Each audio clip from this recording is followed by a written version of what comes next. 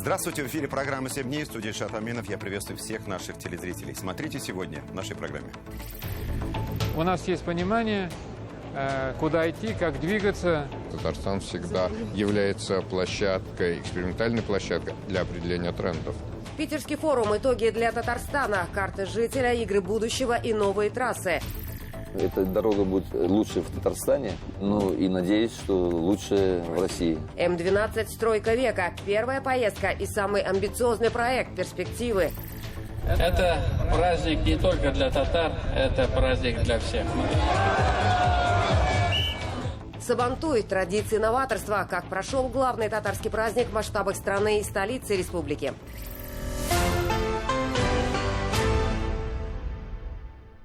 В своем выступлении на Петербургском экономическом форуме президент России Владимир Путин 3 раза упомянул Татарстан. И прежде всего обратим внимание на очередной успех республики в национальном рейтинге состояния инвестиционного климата в регионах России. Безусловно, большая роль в создании современной деловой среды принадлежит региональным управленческим командам. На площадке Петербургского форума традиционно отмечаю те субъекты федерации, которые добились значимого прогресса в национальном рейтинге инвестиционного климата, который ведет Агентство стратегических инициатив. Здесь у нас есть изменения в первой тройке. К Москве и Татарстану, которые продолжают лидировать в этом году, присоединилась и Московская область. За год она поднялась с 8-го места в лидеры, в тройку. В лидерах рейтинга также Тульская, Нижегородская, Тюменская, Новгородская, Сахалинская области, Санкт-Петербург и Башкортостан. Итак, Татарстан на 2-м месте по инвестиционной привлекательности в стране. Московскую область настолько догоняет. В целом мы уже 7 лет в тройке лидеров по этому важному показателю экономической деятельности. Надо отдать должное работе нашего президента и его команды. И не зря все новые и новые представители нашей республики приглашаются в Москву и занимают ключевые позиции в правительстве Мишустина. Перефразируя известного киногероя, Татарстан сегодня и всероссийская житница, и всероссийский регион-донор, и кузница кадров федерального масштаба. Соседний Башкортостан, кстати, в этом рейтинге на 5-м месте. Тут не могу удержаться и не показать выступление главы Башкортостана на Петербургском экономическом форуме, посвященное обсуждению итогов рейтинга инвестиционной привлекательности регионов. Давайте посмотрим. Прошлый рейтинг мы были 5-ми. Я вот думаю, сейчас домой приеду. Жители спросят у меня, как ты вот приехал. Я скажу, ну мы опять 5-ку получили. А вот братский Татарстан опять 2-ку получил. Вот как-то... Вот.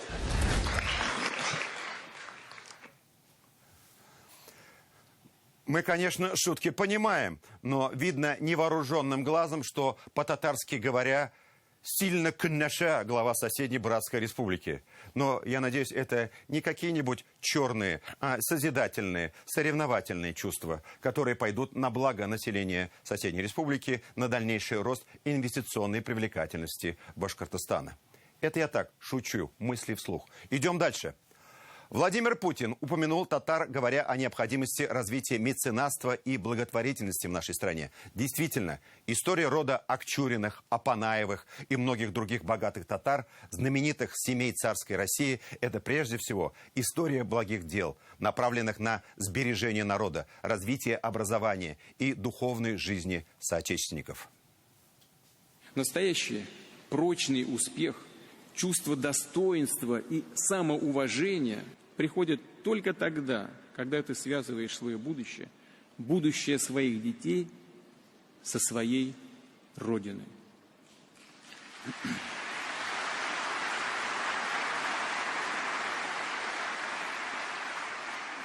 Мы со многими поддерживаем отношения в течение длительного времени, и я знаю настроение многих наших руководителей компаний, собственников.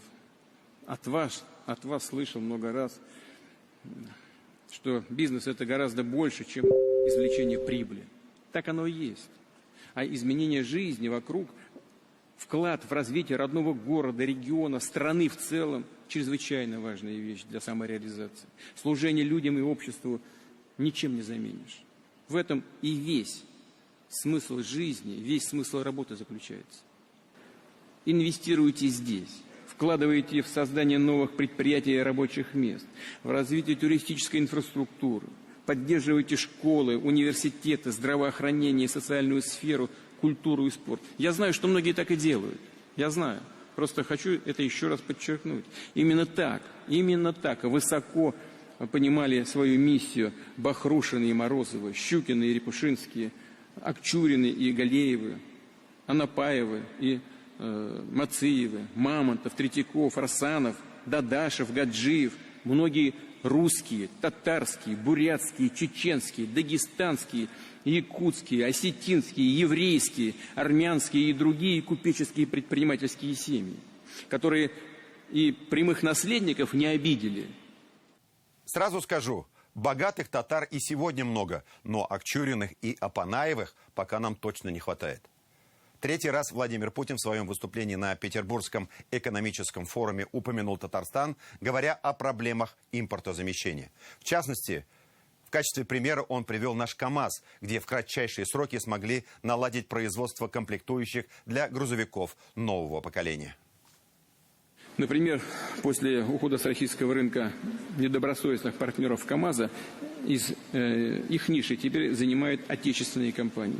Причем речь идет о поставках комплектующих не только для традиционных моделей завода, но и для перспективных серий магистральных, транспортных и тяжелых автомобилей. Еще несколько мыслей выступления президента России меня, прямо скажем, поразили. Прежде всего, впервые на уровне руководителя государства была озвучена мысль, что Евросоюз потерял суверенитет и практически находится под американским протекторатом. Также Владимир Путин объявил, что старому миропорядку приходит конец. Возврат к прошлому уже невозможен.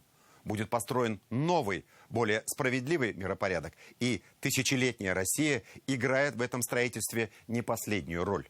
Путин фактически озвучил новую философскую и идеологическую концепцию места и роли России в современном мире, как одного из центров силы. Для реализации этой концепции нужна сильная экономика. Президент России назвал основные принципы экономического развития страны. Вот они. Открытость. Мы не пойдем по пути изоляции. С нами подавляющее число жителей планеты. Опора на предпринимательские свободы. Ответственная и сбалансированная макроэкономическая политика. Правительство должно в том числе обеспечить предсказуемость бюджетной политики. Замечу, об этом часто просил президент Татарстана в своих выступлениях на всех уровнях. Далее, социальная справедливость, а это снижение бедности, рост доходов и поддержка многодетных семей. Пятое, опережающее развитие инфраструктуры. Мы это с вами уже видим на примере строительства дороги М-12. И, наконец, достижение настоящего технологического суверенитета. Цели определены верно. Осталось достичь намеченного в реальной жизни. Президент Татарстана Рустам Минниханов очень напряженно работал в дни Петербургского экономического форума. Честно говоря, я потерял счет деловым встречам и подписанным документам. На совещании в субботу были озвучены итоги. 35 встреч, 14 соглашений. Наш корреспондент Тимур Бекмурзин. Подробнее.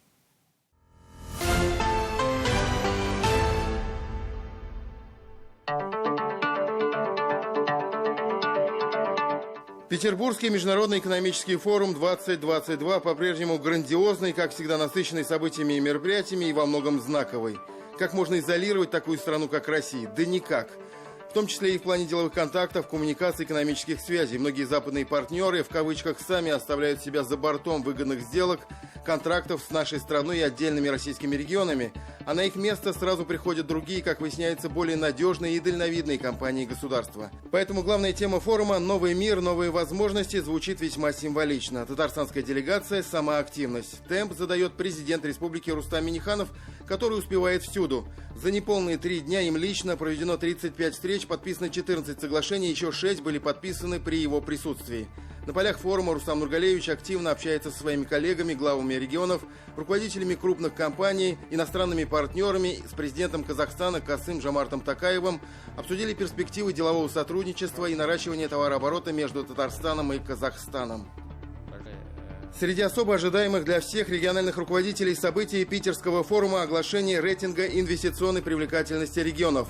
Его составляет агентство стратегических инициатив. Республика по традиции в лидерах этого рейтинга. В этом году у нас почетное второе место сразу после Москвы. Москва во многом показывает нам пример. Ну и системная работа с Россией, все вот интересные решения, практики, мы их используем. Надо признать, более чем ожидаемые результаты. Татарстан когда-то был и лидером этого списка, и стройки призеров не выпадают уже много лет. Москва наш принципиальный соперник и в то же время регион, на который республика традиционно равняется. Говорили, ну что может сделать региональное руководство в части проверок, это федеральные органы и так далее. Вот оказалось, что может. И вот пример Татарстана, это вот как раз яркий пример того, что губернатор, здесь руководители регионов могут на самом деле выстраивать отношения с помощью через прокуратуру с контрольно-надзорными органами. То, что Казань получила право на проведение первых игр, абсолютно закономерный результат. Город обладает и республика опытом успешного организации самых крупных международных турниров. Создана профессиональная команда, инфраструктура, гостеприимство. Татарстан всегда является площадкой, экспериментальной площадкой для определения трендов. Для Татарстана второе место в рейтинге. Объективный результат отличный. С Москвой сейчас по понятным причинам соревноваться трудно. Это один из лучших и наиболее развитых мегаполисов мира. Стоит отметить стабильность Татарстана. Есть регионы, которым удалось ворваться в десятку, пятерку лучших. Мы же всегда на Олимпе. И как раз таки устойчиво оставаться в тройке, признают многие эксперты, гораздо сложнее. Среди наших преимуществ мощная инфраструктура, которая включает в себя не только особые экономические зоны, технополисы и технопарки, студенческие стартап-студии, но еще и более сотни муниципальных промышленных площадок. У нас есть понимание, куда идти, как двигаться. Работа, она ежедневно в режиме. И вот в рамках нашего оперативного штаба, который в республике работает, мы практически в ручном режиме сопровождаем и решаем те проблемы, которые ставят перед нами и предприятия, и малый и средний бизнес. И не только. На сессии «Соединяя пространство и технологии. Новые решения для комплексного развития территорий» Рустам Минниханов рассказал о пилотном проекте по созданию единого информационного ресурса о земле и недвижимости, который реализуется в республике. Самое главное, что это работа по созданию суперсервисов, цифровой трансформации отраслей, она совместно организована. Здесь еще раз, коллеги, хочу слова благодарности коллективу Росреестра сказать и территориальных управлений. Это будет серьезной поддержкой каждого региона, а, как вы сказали, это интересы наших людей, которые пользуются всеми этим. В этом-то особая значимость и ценность форума. На нем не просто идет обмен опытом. На десятках сессиях, панельных дискуссиях обсуждаются самые актуальные вопросы глобальной энергетики, автопрома, развития человеческого капитала, малого бизнеса. Где наши узкие места? Как добиться большей эффективности от правительства, Центрального банка? Сейчас самое время таких разговоров на разных площадках. Первое, на что жалуются, это, конечно, непонимание, что будет завтра. И не надо стесняться обсуждать, предлагать решения, в том числе федеральным властям, говорили участники круглого стола уже в Казани, организованного деловым порталом «Татцентр». Да, сейчас есть перевес экспорта над импортом мощный. Как запустить инструменты фондового рынка, помочь промышленности, снизить для предпринимателей стоимость денег. Известный финансовый эксперт из Москвы Ян Арт считает, что не нужно бояться смелых решений, а правительству стоит всерьез подумать об изменениях в налоговой системе. Например, отменить НДС и ввести налог с продаж. Это хотя бы решение. Оно не нравится. Люди говорят, подождите, это налог на продажи, это нам. Да, это нам с вами, к сожалению, это нам с вами. Но это меняет парадигму, да, что производство освобождается. Ну не может расти производство в стране, где 20% НДС. Просто официальный чиновник это не скажет. Я, слава богу, эксперт, могу сказать. Не может быть. Организовать доступное финансирование для бизнеса, особенно в производственной сфере. Над этой задачей ломают голову в правительствах на федеральном и региональном уровнях. Объективного решения до сих пор нет, констатировал на форуме первый вице-премьер Андрей Белоусов. Давно застывший показатель на уровне 20-22% доли малого и среднего бизнеса в ВВП страны об этом говорит. Как России создали вооружение, которого нет в мире. Почему? Потому что финансируется. У нас есть люди, которые могут все это делать. Мы еще несколько лет назад были без молока. Молока сейчас очень много и в достаточном количестве. Почему? Программа 70 на 30, 70% субсидировалась стоимость создания молочных ферм. И великолепно работает эта программа. Смелые предложения – то, что нам сейчас особенно нужно. Еще полгода, год назад они могли показаться малореалистичными. Сейчас, когда прежняя экономическая модель для России в одночасье стала неактуальной, а новая, по сути, формируется на наших глазах, времени на раскачку уже нет. Президент России задает общий вектор развития. Сильная Россия с сильными регионами и сильной экономикой. Россия входит в наступающую эпоху мощной, суверенной страной. Мы обязательно используем новые колоссальные возможности, которые открывает перед нами время. И станем еще сильнее. Благодарю вас за внимание. Тимур Бекмурзин, Роман Безменов, Дина Газалиева, Александр Ярошов, Дмитрий Шилов. 7 дней. Опережающее развитие инфраструктуры президент России Владимир Путин на Петербургском экономическом форуме обозначил как один из важнейших принципов развития экономики страны. Строительство моста через Волгу около Казани и трассы М-12 – это часть огромного инфраструктурного проекта, реализуемого на ваших глазах. Почувствуйте свою сопричастность. Уже совсем скоро вы сможете добраться из Казани до Москвы за 6,5 часов на своем личном автомобиле. Напомню, М-12 – это новая магистраль, которая свяжет крупнейшие региональные центры и агломерации. Московская, Владимирская, Нижегородская области, Республика Чувашия и Татарстан. Кроме того, М-12 станет основной частью международного транспортного коридора Европа-Западный Китай. Так вот, по словам вице-премьера российского правительства Марата Хуснуллина, уже к концу года движение откроют.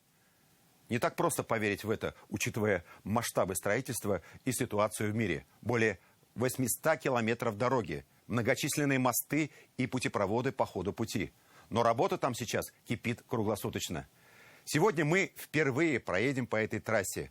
Кое-где это уже можно сделать. Побываем на самом грандиозном и сложном объекте, на мосту через Волгу. И, конечно, попытаемся представить себе всю масштабность этой стройки, пусть и на примере лишь одного участка, проходящего по республике. Нам вполне и этого хватит. Со стройки Михаил Любимов.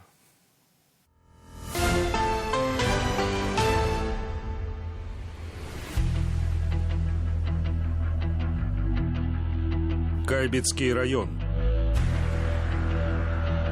Это база строителей 7-го этапа. Сразу сориентируемся на местности. 7-й этап – это участок трассы в Татарстане почти от границы с Чувашией на западе до дороги на Буинск и Ульяновск в Верхнеуслонском районе на востоке. Его протяженность 82 километра. Не объехать, сразу не облететь даже. Поэтому посмотрим на все самое грандиозное. Самое грандиозное сооружение на этом пути возле райцентра – Большие Кайбицы. Виталий Викторович, ну что, масштаб действительно поражает. Причем мы видим, что сама дорога, собственно, занимает какую-то малую часть от всего этого огромного масштаба. Мы сейчас попробуем показать, но даже сверху, ей-богу, вряд ли удастся показать вот весь масштаб. Здесь ведь не просто дорога, тут целая зона многофункциональная. Здесь многофункциональная зона, здесь транспортная развязка, которая проходит через Кайбицы. Здесь специально сделано, чтобы заезд был с Кайбиц, для того, чтобы местные жители здесь работали. А со временем все это превратится в очень комфортабельную зону для проезжающих. Проезжающих, да. А что будет? С ресторанами, кафе. Рестораны даже? Да, рестораны, кафе. Путепровод, на котором мы стоим с начальником 7-го этапа, не простой, не сложный, обычный. Их тут на 80 километров таких, как мы уже сказали, 35 штук. И далеко не все они для проезжающих, в основном как раз для местных. Иногда их встретишь даже в лесу, где вообще ни дорог, ни тропинок людских сроду не было. Вот это сооружение, на первый взгляд, обычный путепровод над трассой. Но он, однако, в будущем продолжение леса, и он не для людей. Он для животных.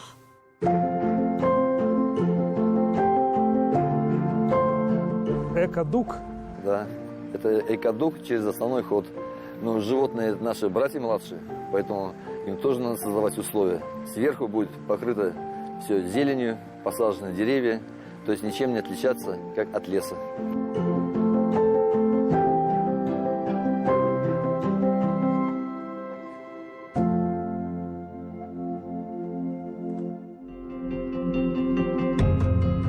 Привычные тропы миграции населения в Кайбецком районе останутся все на своих местах. На то и те 35 путепроводов, которые попутно обеспечат район и новыми сельскими дорогами вдоль всей трассы. На основном ходе трассы, то есть, собственно, на самой М-12, работа кипит повсюду. Нет такого местечка на всем ее протяжении, которое осталось бы необитаемым. Сотни единиц техники и почти 1500 человек трудятся на 7-м этапе круглосуточно, в 2 смены, то есть ночью работы не прекращаются. Где-то уже проложен первый слой асфальта, а где-то, где участок посложнее, трасса еще только примеряет новые одежды. Дорожная одежда – это вполне технический термин. Вот это уже сантиметров 10 тут я вижу. Здесь уложен ВСО, верхний слой основания, толщиной 13 сантиметров. Верхний слой основания. Это верхний слой основания, да. Эта дорога будет лучше в Татарстане, это точно. Ну и надеюсь, что лучше в России. Ну как не попробовать, пока есть такая возможность, еще не готовый даже пирог. Виталий Викторович, ну что, это правда, что мы первые, не только журналисты, но и, в общем-то, первые пассажиры, которых вы по этой трассе везете, да? Вы точно первые из журналистов и из всех средств массовой информации, которые проезжаете по этой дороге.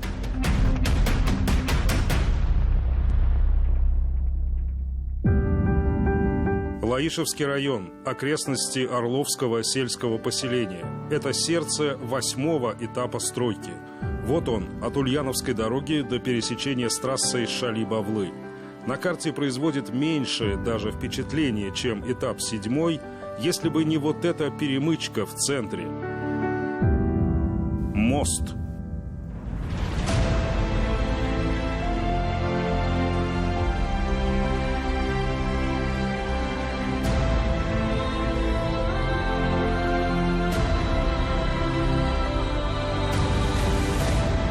Это самое грандиозное зрелище, которое нам только доводилось в Татарстане видеть своими глазами.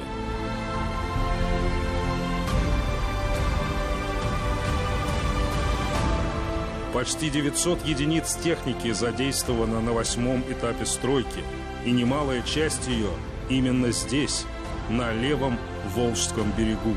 Чтобы добраться до этого берега, строителям пришлось вынуть несметные миллионы кубометров грунта.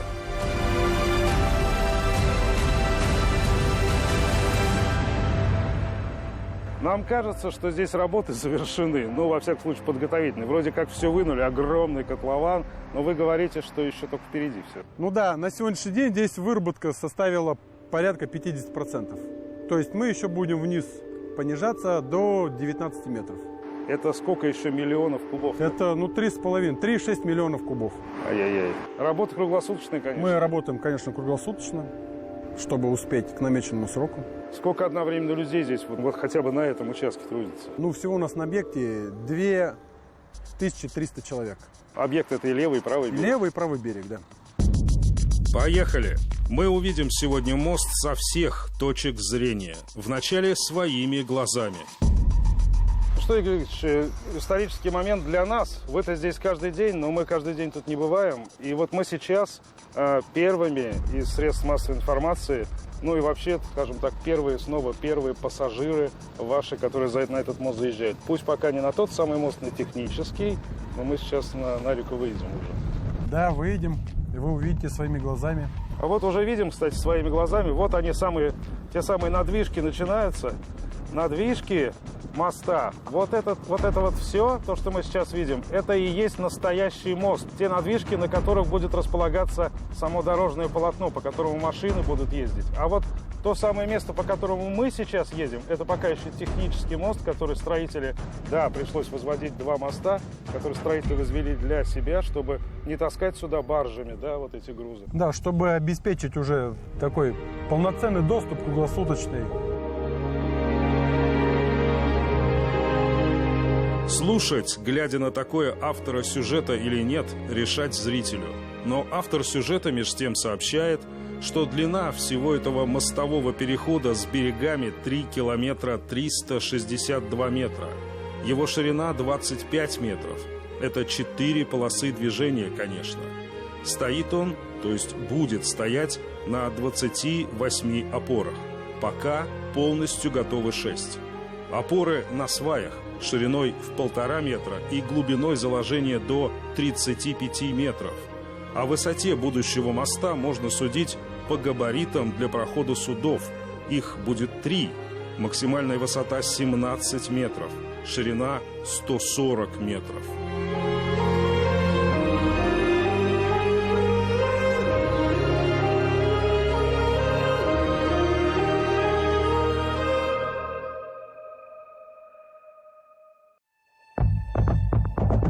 И вот тут необходимо вспомнить, что строителям в Лаишевском районе пришлось наводить мосты и в прямом, и в переносном смыслах слова.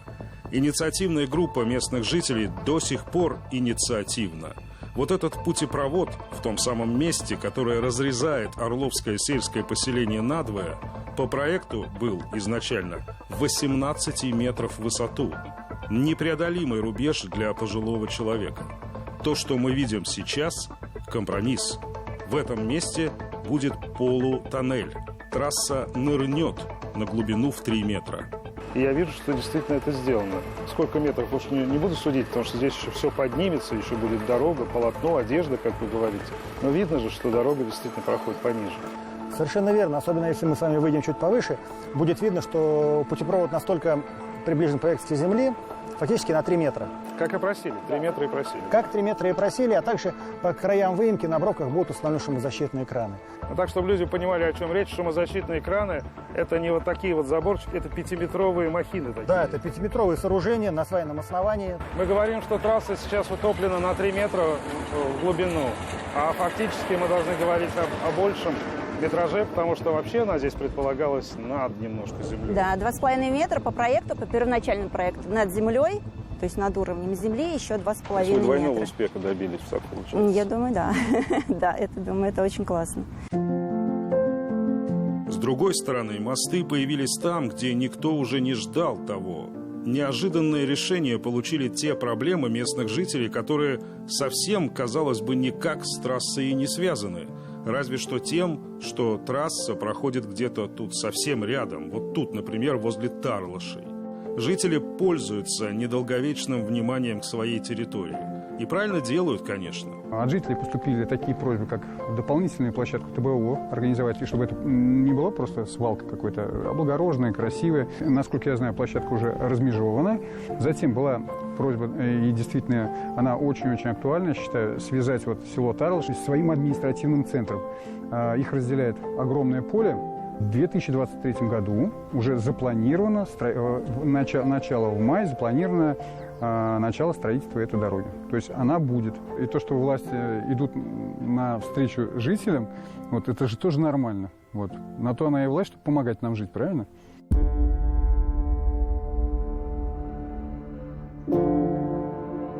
Так вот, куда несется наша птица-стройка.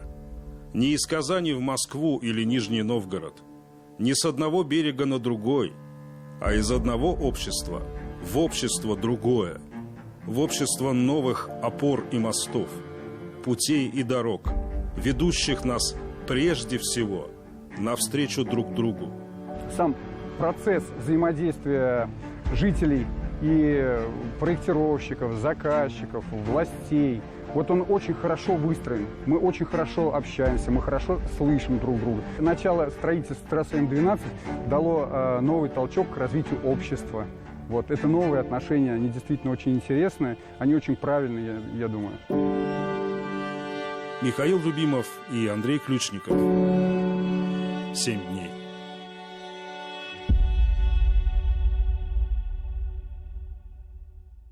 В нашей жизни очень много зависит от дорог, которые мы выбираем. Как в русских сказках. Направо пойдешь – коня потеряешь. Налево пойдешь – не вернешься. Прямо пойдешь – пропадешь. Сегодня исполнилось 30 лет со дня образования общественной организации «Всемирный конгресс татар». 19 июня 1992 года указом президента Республики Татарстан в Казани был создан первый съезд Всемирного конгресса татар, на котором присутствовали делегаты из разных регионов России, стран СНГ и многих государств, например, из Японии, Австралии, США. На этом съезде и было принято решение о создании организации «Всемирный конгресс татар» и ее исполнительного комитета. А за 3 года до этого, в 1989 году, был официально зарегистрирован Татарский общественный центр. Позже он стал называться Всетатарским общественным центром, который решением суда недавно был признан экстремистской организацией и должен быть ликвидирован. Еще в январе 2021 года прокуратура Татарстана подала иск о запрете в ТОЦ и признании его экстремистской организацией. Поводом послужили выступления татарских активистов в День памяти защитников Казани от войск Ивана Грозного. Также надзорный орган посчитал, что признаки экстремизма содержатся в уставе в ТОЦ, признан судом экстремистской организации, где усматриваются мотивы к приобретению Татарстаном самостоятельности. Иск прокуратуры поддержали Управление ФСБ по республике, МВД по республике Татарстан и Управление Минюста. С января прошлого года рассмотрение дела трижды приостанавливалось и откладывалось для проведения экспертизы и иных процессуальных действий. 10 июня 2022 года Верховный суд Татарстана принял решение ликвидировать Всетатарский общественный центр за осуществление экстремистской деятельности. Суд принял решение, и мы обязаны ему подчиниться. Но за перо меня заставил взяться пост в известном татарском телеграм-канале «Неайсин».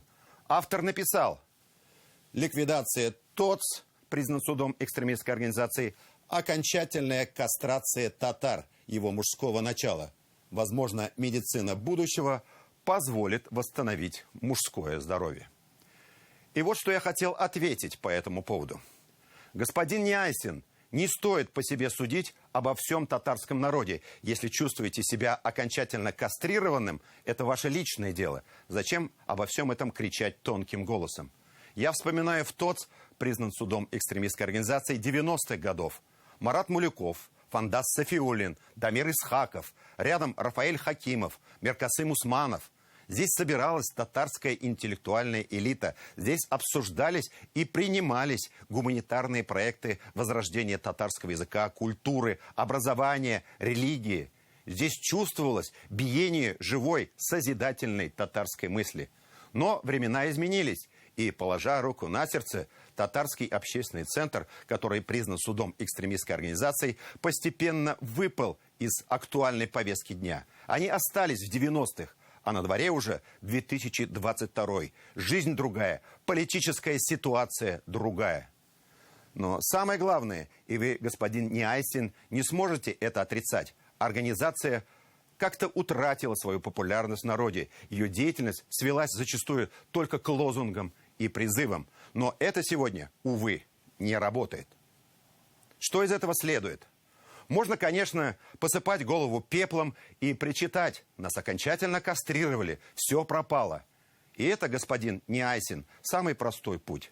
Есть и другой путь. Правда, идти по нему направо, налево или прямо одинаково трудно и опасно. Это путь служения своему народу, несмотря на сегодняшние чрезвычайно трудные условия. Я выскажу свою точку зрения. У нас есть Всемирный конгресс татар. Как бы вы к нему ни относились, но это легитимный общественный орган, способный выполнять функции взамен, по вашим словам, господин Неайсин, кастрированного. Во главу угла работы Всемирного конгресса татар должны стать вопросы, прежде всего, сбережения народа, сохранения национальной идентичности и, главное, поддержки национального образования по всей России, взращивания новой татарской элиты. И я не собираюсь критиковать работу ВКТ. Желающих рукой водить огромное количество. Критиковать у нас все мастера, работать некому. Вот в чем вопрос. Надо строить школы, поддерживать учителей татарского языка, помогать талантливым детям, растить новых артистов, писателей, ученых. И тогда, возможно, не сбудется пророчество Гаяза Исхаки «Икииз Йылданцам инкырас», где он предсказал, что в июле 2103 года исчезнет последний татарин. У нас еще есть 81 год и 5 месяцев, чтобы поработать, к чему и вас, господин Ниайсин, призываю. Тему продолжит Зуфар Давлетшин.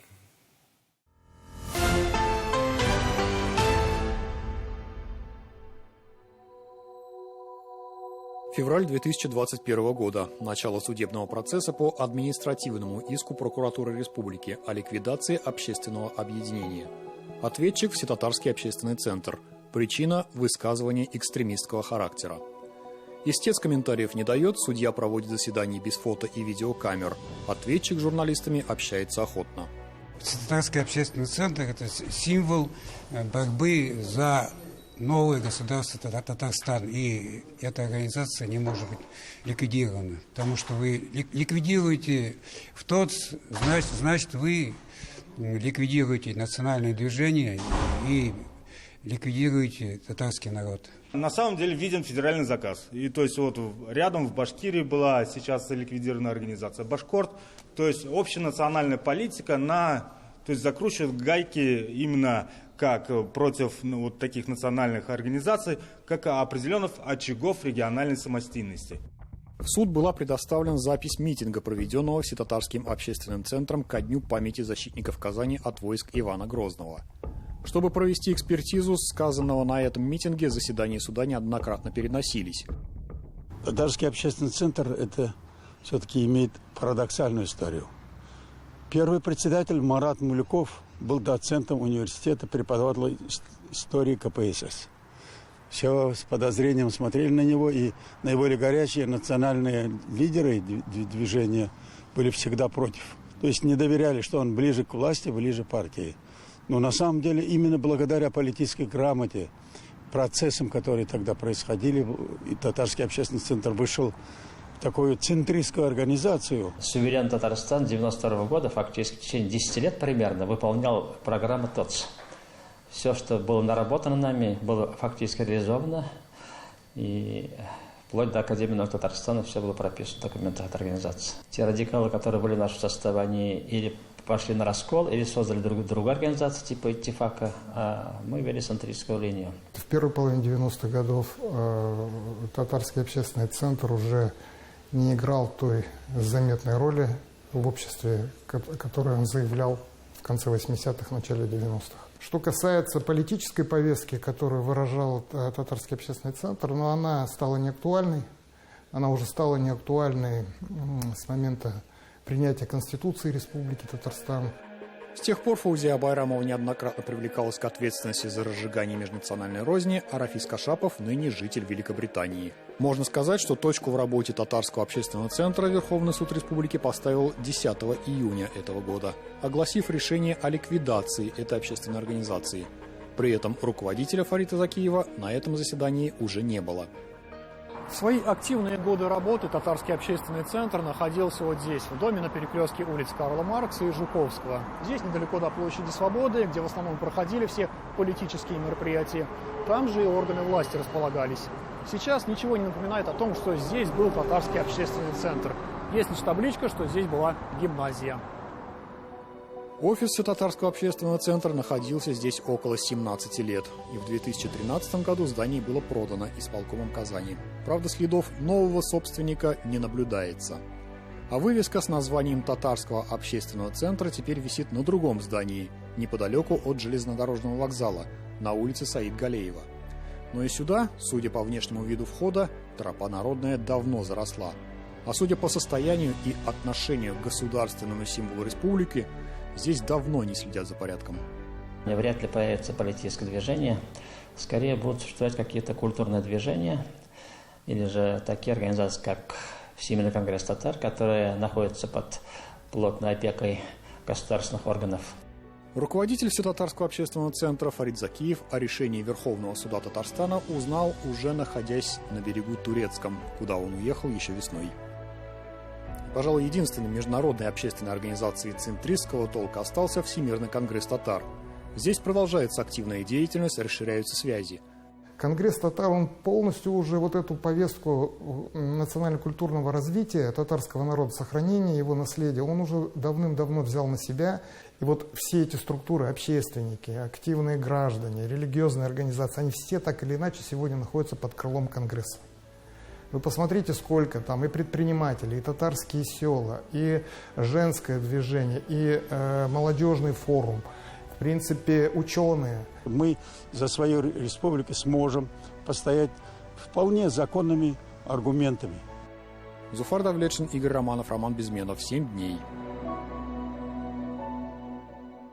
Еще одна тема не дает мне покоя. Как сообщило на этой неделе агентство «Татар-Информ», в деле о спиленном кресте на кладбище в Актанышском районе есть подозреваемый. Если виновник вандализма будет установлен, этого подонка надо судить по всей строгости закона. Я часто бываю на кладбище Сухая река. И там есть небольшое разделение на православную и мусульманскую часть. Но тут и там можно встретить могилы, где рядом с мударисом Хабибрахмановым под полумесяцем лежит Авдотья Николаевна под крестом. И наоборот. Они любили друг друга всю жизнь. И после смерти хотят быть вместе. И разве вправе мы им мешать? Перед смертью мы все равны. И все предстанем перед Всевышним. Я уверен, со мной согласятся и татары, и русские. Но людей, которые повторно спилили крест в Актанышском районе, можно приравнять к террористам. Потому что они посягают на мир и согласие в нашем доме. Хотят его поджечь. Этих нелюдей, вандалов, надо отлавливать и изолировать, как бешеных собак. Другого мнения нет. И вот я читаю в интернете заголовки солидных, на первый взгляд, московских СМИ. Пишут, в Татарстане русским даже нет места на кладбище. Ну как так можно? Ну что вы делаете? Чем вы там думаете? Зачем раздувать пожар, разжигать национальную рознь, частный случай, перевирая до закономерности? Этого как раз и добиваются вандалы и террористы всех мастей и национальностей. На их мельницу воду льете, господа соврамши. Веротерпимость и уважительное отношение к представителям всех национальностей, всех конфессий в крови татарского народа. Все жители Татарстана знают цену дружбе народов, и для нас это не пустой звук, а опыт столетий совместного проживания.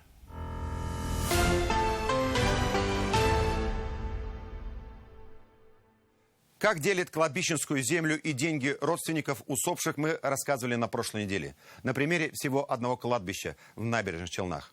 На 6 июля назначено судебное заседание в Набережно-Челнинском городском суде по уголовному делу Ришата Шайхулова, представителя муниципального учреждения «Дирекция городского хозяйства».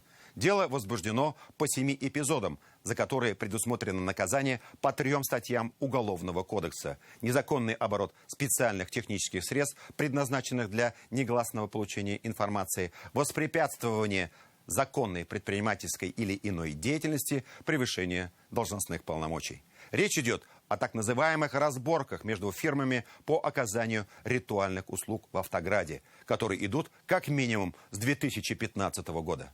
Давайте вспомним, в чем суть конфликта.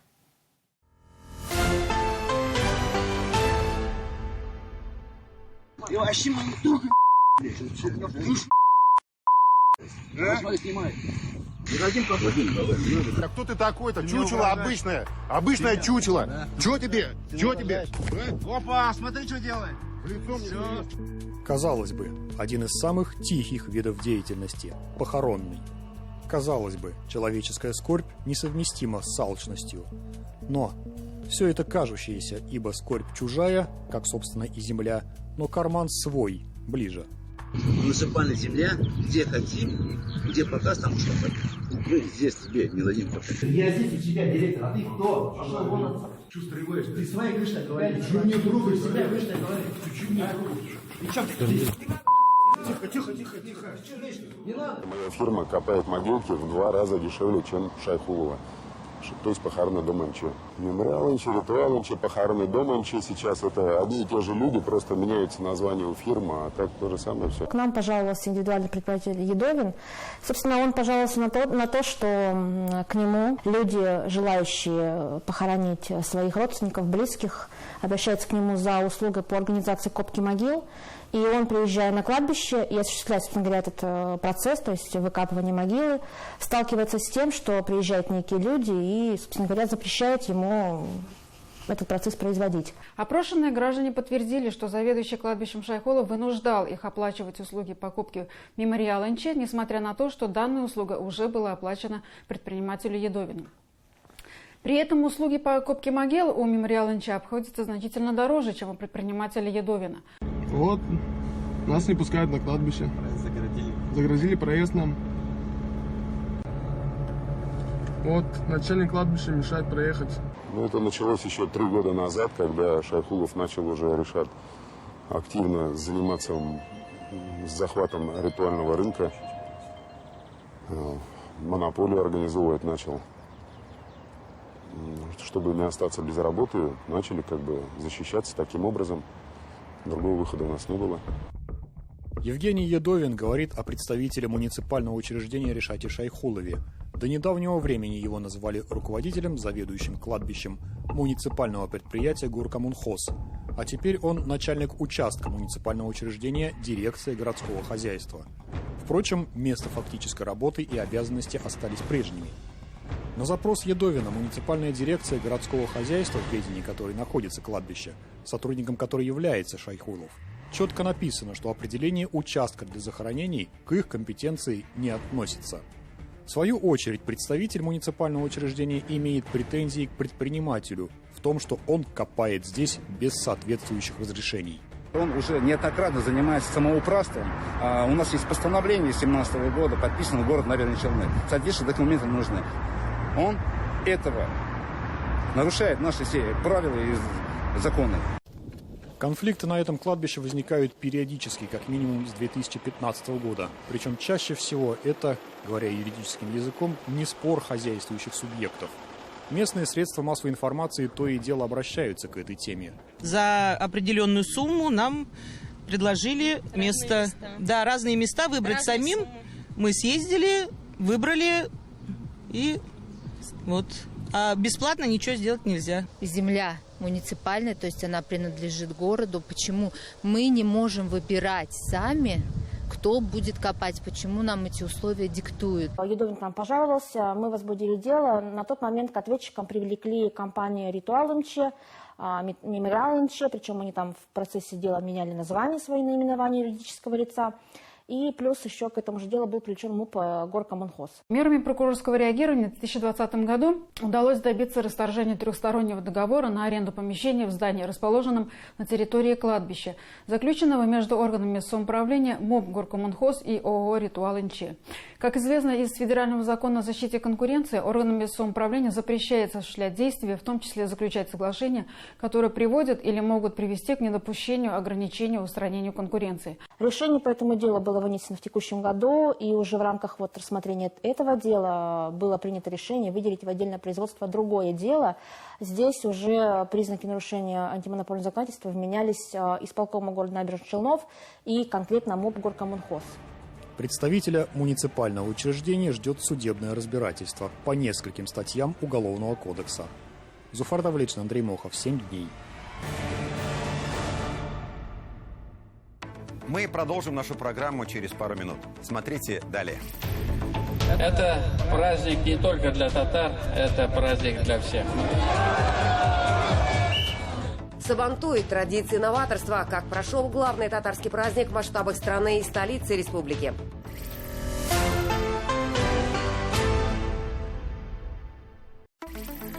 Президент Рустам Минниханов провел рабочую встречу с главой казахстанской финансово-торгово-промышленной корпорации «Антустик» Серикджаном Сейджановым. Обсудили вопросы сотрудничества в нефтегазовой сфере, рассмотрели ход реализации совместных проектов, возможность создания филиала КФУ в городе Шымкент. Казани прошла сессия Госсовета Республики с участием президента. На повестке было больше 30 вопросов. Заслушали доклад о том, как ведется работа по определению границ республики с соседними регионами. Сегодня установлены границы Татарстана с Башкортостаном и Чувашией. Их общая протяженность больше 1000 километров. Как подчеркнул Рустам Минниханов, в этом вопросе проделана большая работа, и ее нужно продолжить. В Санкт-Петербурге на неделе активно работала делегация Татарстана во главе с Рустамом Миннихановым на Международном экономическом форуме. Подписаны ряд важных соглашений, в том числе министр спорта России Олег Матыцин и президент Татарстана подписали соглашение об организации в Казани игр будущего 2024. Победителя объявил заместитель председателя правительства страны Дмитрий Чернышенко. О желании принять первые игры будущего заявили около 20 российских городов. В шорт-лист вошли 5 из них – Москва, Санкт-Петербург, Казань, Калуга и федеральная территория Сириус. Сегодня у миллионов россиян профессиональный праздник – День медицинского работника. В этот день мы почитаем тех, кто давал клятву Гиппократа, кто своим самоотверженным, доблестным трудом спасает жизни, кто сохраняет верность лучшим традициям наших врачей, фельдшеров, сестер милосердия. Поздравляю вас всех, благодарю вас всех за эту работу. Передайте тем, кого нет в этом зале сегодня, большое уважение руководству республики. В Казани наградили лучших врачей республики. В выставочном комплексе «Казань-Экспо» прошла церемония награждения республиканского конкурса «Врач года» Ак Шишакляр. В этом году он проходил в 14-й раз. В церемонии принял участие Фарид Мухаммедшин. Наградили и тех, кто много лет ездит по самым отдаленным деревням, чтобы даже там люди получали современную медицинскую помощь. И тех, кто впервые в России прооперировал ребенка методом ЭКМО на искусственном сердце и легких. От имени редакции «7 дней» и всего телеканала «Новый век» поздравляем всех медиков с профессиональным праздником. Спасибо вам за все. Рустам Минниханов встретился с губернатором Ульяновской области Алексеем Русских. Президент находился с рабочей поездкой в области, совмещая ее с участием в федеральном Сабантуе. Стороны подписали соглашение о сотрудничестве регионов. Документ представляет собой соглашение о торгово-экономическом, научно-техническом и социально-культурном сотрудничестве и план мероприятий по его реализации до 2024 года.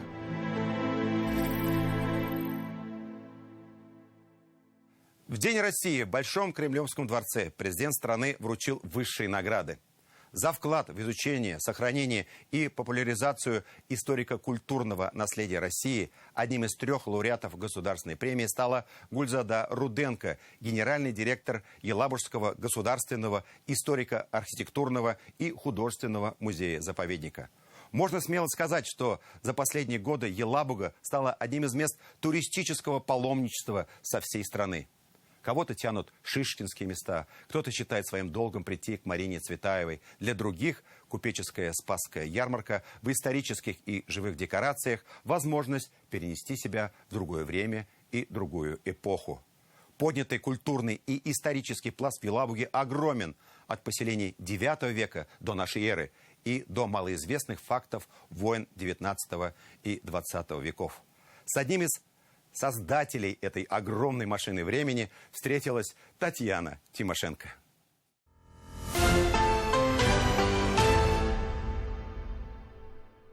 Здесь диплом – это удостоверение к почетному знаку. Государственная премия помещается в чемодан. Документ и почетный знак для торжественных случаев и поменьше повседневный. Даже выдвинуться на это звание – это уже почет по совокупности подтвержденных заслуг и поручительству уже действующего лауреата.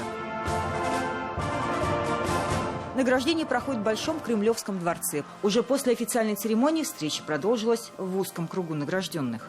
Владимир Владимирович рассказал о том, как он находил вот эти архивные документы о своих предках. Вы знаете, Владимир Владимирович настолько энергетически добрый, светлый и располагающий к тому, чтобы около него быть спокойным.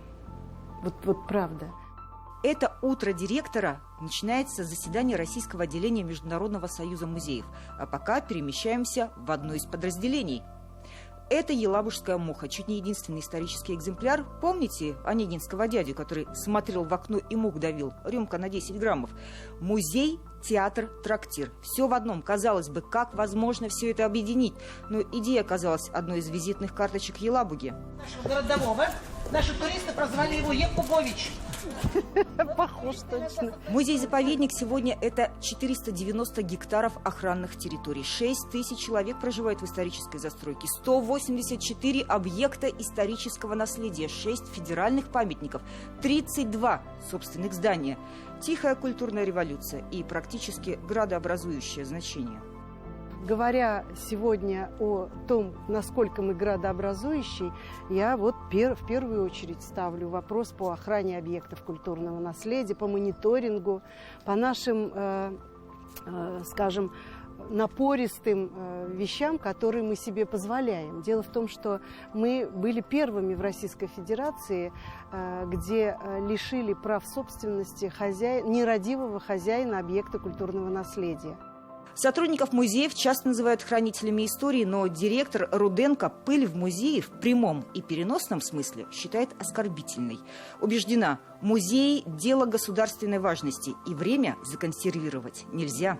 Я убеждена, что для музейного сотрудника, неважно, научный он сотрудник или специалист в каких-то особых своих направлениях или экскурсовод, они должны обязательно изучать историю и копать эту историю, да, насколько это возможно. И поэтому для меня важно, очень важно, чтобы хотел наш сотрудник этим заниматься. Силком не отправишь в архив, да, где бы этот архив ни находился. Шишкин, Цветаева, Бехтерев, елабужские миллионеры, воротилы мирового бизнеса – это только то, что на слуху. Открытия делают в архивах Австрии и Японии и на чердаках Елабуги. Случайный альбом 800 фотографий открывает, казалось бы, глухую провинцию с неожиданной стороны. Вот гимназистки бегут с занятий, вот семейство в деревне играет в крокет. Без азарта и движения музейное дело застынет. Помещение можно найти и в гараже, как эта экспозиция почтовой службы. А по количеству выставок Елабужский музей один из передовиков в республике. 100 выставок в год. И график расписан на 3 года вперед. Это моя мечта. Действительно оставить эту коллекцию в Республике Татарстан, ну и, конечно же, в наших фондах. Вот те самые 2 демидовских самовара, посмотрите, вот один, вот второй. Каждый из этих сегодня самоваров демидовских стоит по миллиону. Вот они, вот видите, вот 2 кругленьких по бокам. Поэтому гляньте, какая красота. Здесь и кофейники, здесь и сахарницы, здесь многое из чистого серебра. Обойти все музеи Елабужского заповедника за один день просто невозможно. Пойдемте, сейчас я вам еще одну выставку вот такую покажу. Мемориальные музеи, музей современного этноискусства, бриллиантовая выставка, ремесленные мастерские и новые планы. Елабужское время не останавливается. Технологии позволяют быть круглые сутки на работе, да, есть телефоны, есть связь. Мы принимаем всех абсолютно в любое время. Поэтому и знают туристические компании, с кем мы работаем, а их около 200, со всей территории России, что к нам можно в любое время позвонить, и я не скажу, или мои сотрудники не скажут: ой, вы знаете, а у нас в понедельник выходной, мы вашу заявку принимать не будем. В ногу со временем, расстояние в шагах. Культурная экспансия музея готова ворваться и в жилые дворы музейного квартала, как будто по произведениям классиков литературы. Но это пока лишь идея Гульзады Руденко. Главный же ее принцип – настроить работу огромного механизма так, чтобы повышать вокруг индекс счастья.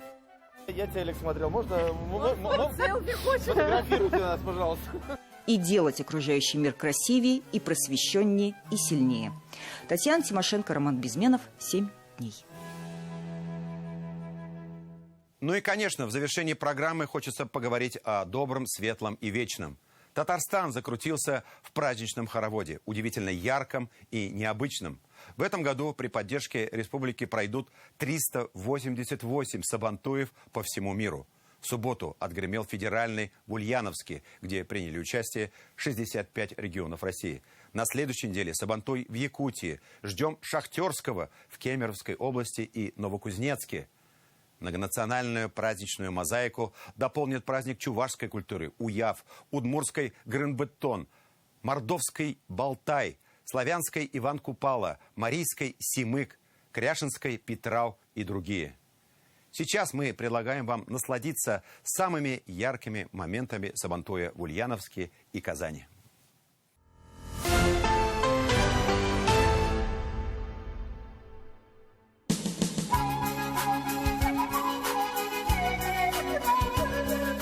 К Сабантую готовятся заранее, с песнями и плясками, обходят все деревенские дома и собирают призы для состязаний. По древней татарской традиции за ними поехали на повозках с лошадьми и в городе. Сразу 4 упряжки стартовали от центра Казани.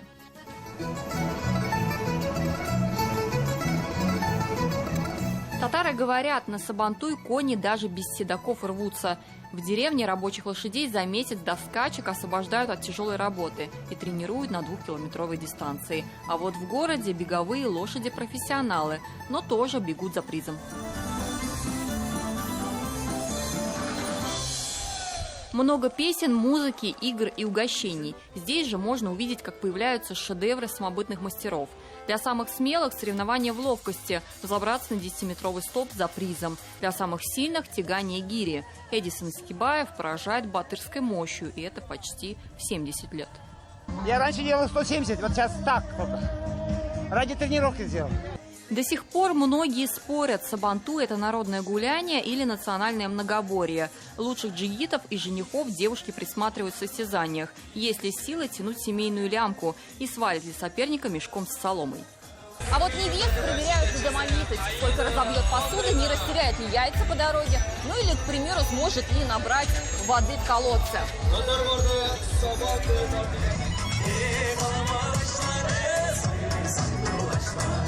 Смотрите, женихи, какие девушки пропадают.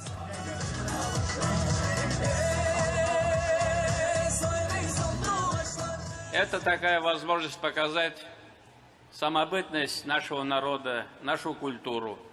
И он праздник для всех. Мы искренне благодарны всем нашим гостям.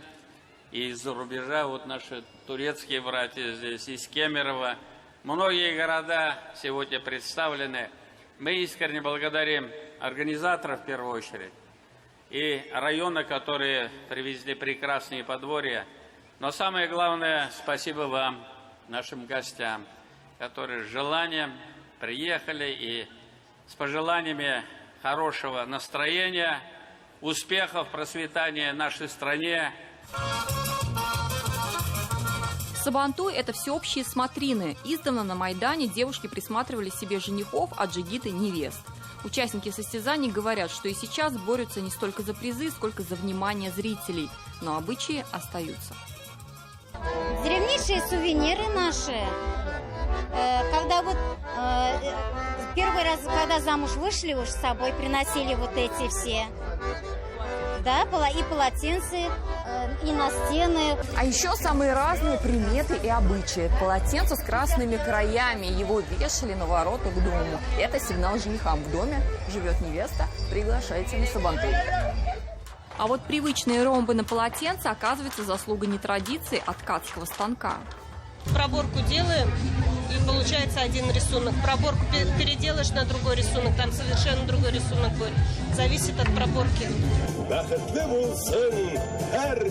В соседней Ульяновской области масштабно прошел федеральный Сабантуй. Национальный праздник собрал 40 тысяч гостей из 52 регионов страны. Хочу всех поздравить с этим замечательным праздником, пожелать крепчайшего здоровья, семейного благополучия, счастья, мирного неба над головой и всего-всего самого наилучшего. Спасибо, с праздником! А уже сегодня на казанский Сабантуй приехал губернатор Кемеровской области. В этом году у них впервые прошел международный шахтерский Сабантуй. Теперь они ждут свою очередь на проведение главного татарского праздника и уже приняли эстафету от Ульяновска.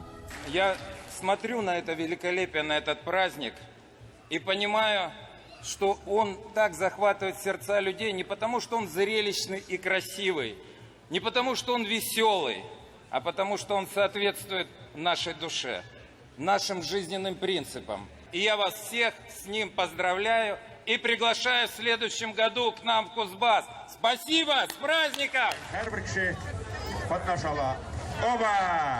К Королева Сабантуя – национальная борьба КРЭШ. Главным батыром объявляется тот, кто с помощью кушака уложит на лопатки всех соперников.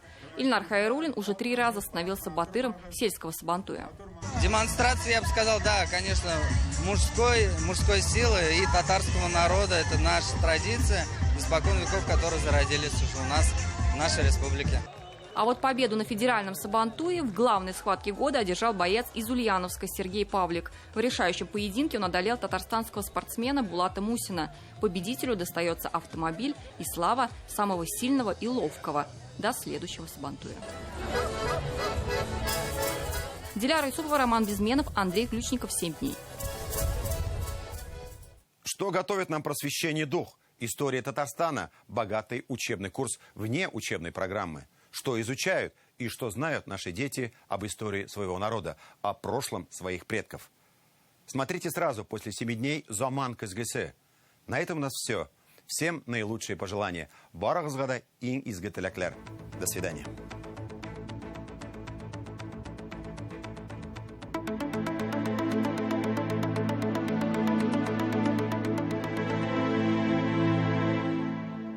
Здравствуйте! О погоде на ближайшие 7 дней прямо сейчас. По данным сервиса Яндекс.Погода, на северо-востоке республики из-за атмосферных фронтов обширного североатлантического циклона температура понизилась. В понедельник всего 20 градусов на термометрах. В последующие дни температура будет расти, но незначительно. На выходных вполне комфортные 24 градуса. На юго-востоке Татарстана предстоящей неделя будет умеренно теплой. Погода для тех, кто не переносит жару. Около 23 тепла. Существенных осадков не ожидается, лишь в середине недели местами небольшие летние дожди. Июнь словно хочет и требует разнообразия. В центральных районах республики циклон понизит температуру местами до 18 градусов в среду. Пройдут дожди. Но уже в пятницу яркое солнце прогреет землю, и на выходных будет комфортная температура. Успейте насладиться прекрасными летними днями. На юго-западе Татарстана в понедельник и вторник очень тепло и без осадков. В среду и четверг прохождение атмосферного фронта отразится и на этих районах. Температура понизится, но ненадолго. На выходных будет тепло и сухо. На северо-западе республики и в Казани в первой половине недели без осадков не обойдется. Местами прогремят грозы. Температура понизится. Но уже в четверг антициклон возьмет инициативу. Температура повысится до 23 тепла.